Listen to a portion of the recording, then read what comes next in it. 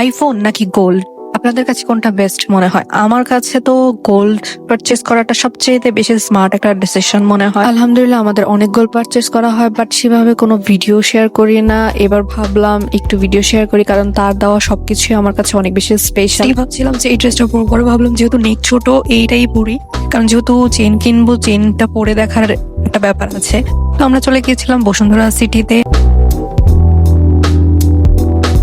তো এখানে আমি পরে পরে দেখছিলাম যে কোনটা আমাকে বেশি ভালো লাগে আর কোনটা দেখতে অনেক বেশি সুন্দর। আমি একটু লাইট ওয়েটের মধ্যেই চেন চাচ্ছিলাম, যেহেতু ম্যাক্সিমাম ডিজাইনের চেন আমার পরা হয়েছে, বাট এইটাই চেন আমার একদমই পরা হয়নি। প্রত্যেকটা ডিজাইন পরে পরে দেখছিলাম কোনটা আমাকে সবচেয়ে বেশি আমি আমার একদম পছন্দ মতো একটা পেয়ে গিয়েছি আর সেটাই নিয়ে নিয়েছি। এটা অনেক বেশি সুন্দর ছিল, একদম লাইট ওয়েটের মধ্যে, ডিজাইনটাও অনেক সুন্দর ছিল, একদম পারফেক্ট মনে হয়েছে আমার কাছে।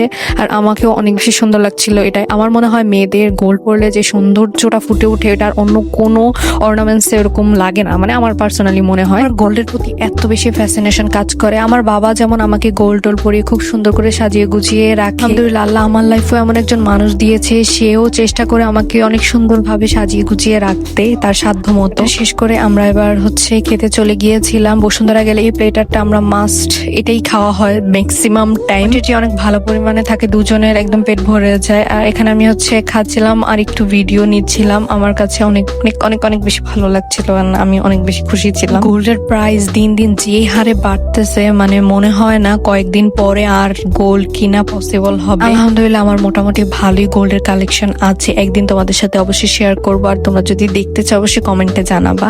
এই তো খাওয়া দাওয়া শেষ করে দেন আমরা একটু হাঁটাহাঁটি করছিলাম। আজকের ভিডিওটি এই পর্যন্তই। Thanks for watching.